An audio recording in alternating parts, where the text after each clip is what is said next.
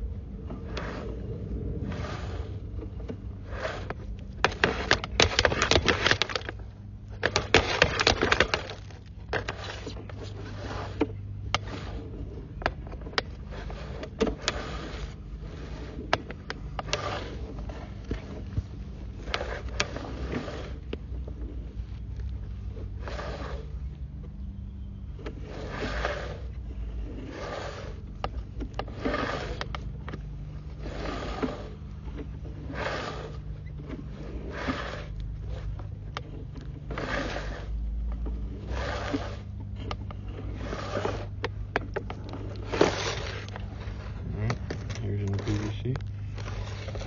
This is up and out of the cleanup. And that will complete this inspection.